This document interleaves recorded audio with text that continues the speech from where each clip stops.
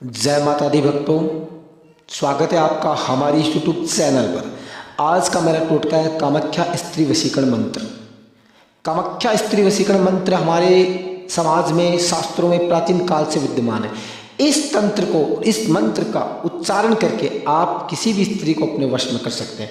अगर कोई स्त्री किसी पुरुष को वश में करना चाहती है तो मैं उसका टोटका भी आपको बताऊंगा। ये बिल्कुल अचूक टोटका है, साथ को इसका गलत उपयोग कतई ना करें। अगर कोई पुरुष किसी स्त्री को चाहता है, उससे विवाह करना चाहता है तो वह इस टोटके का उपयोग करे। और कोई स्त्री अगर किसी पुरुष को चाहती है, विवाह करना चाहती है, अगर कोई शादीशुदा स्त्री है, उसका पति अन्य किसी स्त्री के संपर्क में आ गया है, गलत संगत में आ गया है या आपसे प्यार नहीं कर रहा है, तभी आप इस टोटके का उपयोग कीजिएगा। ये बहुत ही प्रभावशाली सिद्ध टोटका है साधकों, तो इसका उपयोग सोच समझ के ही कीजिएगा। चलिए मैं आपको बताता हूँ कि इस टोटके का उपयोग आपको कैसे करना है, माता कामाख्या का आशीर्वाद आपको कैसे प्राप्त होगा। अगर कोई पुरुष किसी स्त्री को वश में करना चाहता है, बहुत से पुरुष ऐसे होते हैं जो किसी को चाहते हैं, अपने मन की बात कह नहीं पाते हैं, उनसे दूर रहते हैं, तो आज मैं आपको जो टोटका बता रहा हूँ उसका उपयोग करके आप अपनी मनचाही स्त्री को अपने काबू में कर सकते हैं, अपने वश में कर सकते हैं। आपको करना क्या है, गौर से सुनिएगा। शनिवार के दिन आपको प्रातःकाल उठकर सुबह स्नान ध्यान करना है, स्वच्छ रहना है। आप उस दिन किसी भी प्रकार का मदिरा का सेवन, मांस का सेवन नहीं कर सकते, इस बात का ध्यान रखिएगा। शनिवार के दिन सुबह उठकर आपको स्नान करना है, ध्यान करना है। फिर आपको बाजार से 3 इलायची के दाने, 3 खड़ी सुपारी और 1 भोजपत्र लेकर आना है। साथ में आपको एक अनार की कलम लेके आनी है, सिंदूर लेके आना है। सिंदूर अगर आपके पास घर में पड़ा है तो आप उसका इस्तेमाल भी कर सकते हैं साथ। अब आपको करना क्या है, आप जिस किसी भी स्त्री को चाहते हैं तो उसकी 3 चीज़ आपके पास होनी चाहिए। उसके दाएं पाँव के नीचे की मिट्टी, उसके पहना हुआ कपड़ा या उसके केश मानी बाल होते हैं।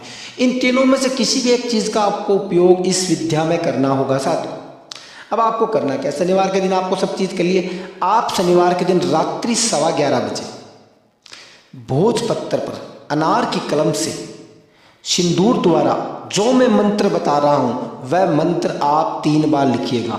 मंत्र इस प्रकार है, ओम नमः कामाख्या देवी अमुक में वशम करी स्वाहा। यहाँ पर अमुक जो मैंने बोला है उसके स्थान पर आपको उस स्त्री का नाम लिखना है जिसे आप वश में करना चाह रहे हैं। मंत्र में एक बार फिर बोल रहा हूँ, ओम नमः कामाख्या देवी अमुक में वशम करी स्वाहा। इस मंत्र को आप उस भोजपत्र पे अनार की कलम से लिखना है, ठीक है।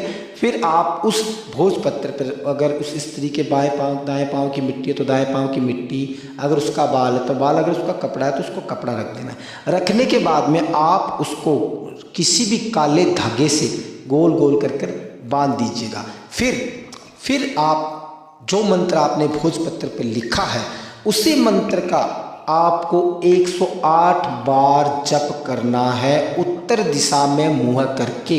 108 बार आप जब जप कर लेते हो तो आप अपने मुंह से उसी भोजपत्र पर 7 बार इस मंत्र के साथ फूंक मार दीजिएगा साथ को। फिर आप इस भोजपत्र को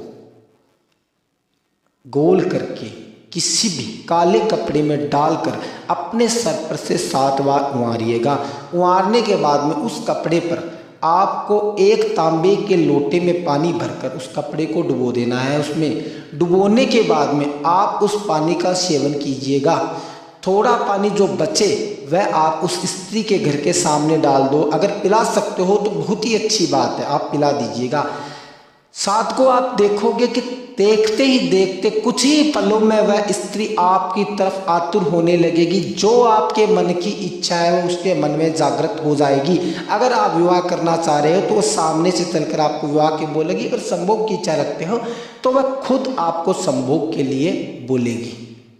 ये टोटके बिल्कुल गुप्त होते हैं साधगो। अगर आप कर रहे हैं तो आप तब तक किसी अन्य को ना बताइएगा जब तक आपका कार्य सिद्ध ना हो जाए। और अगर आप किसी गुरु के परामर्श से करते हैं तो अति उत्तम बात है। मेरे अगले वीडियो में मैं बताऊंगा कि कैसे कोई स्त्री अपने पुरुष प्रेमी को, पति को अपने वश में करे, अपने काबू में करे इसी कामाख्या वशीकरण मंत्र से। तो उसकी विधि अलग होती है साधकों। मैं आपको अगले वीडियो में इसकी पूरी जानकारी दूंगा। अगर आप जानकारी चाहते हैं, पहले तो आप हमें कमेंट कर सकते हैं। गुरुजी के नंबर आपको स्क्रीन पे शो कर रहे हैं, आप उनको व्हाट्सएप पे मैसेज करके अपनी जानकारी प्राप्त कर सकते हैं। अन्य किसी भी जानकारी के लिए आप गुरुजी से निःशुल्क जानकारी प्राप्त कर सकते हैं। जय माता दी, जय कामाख्या माँ।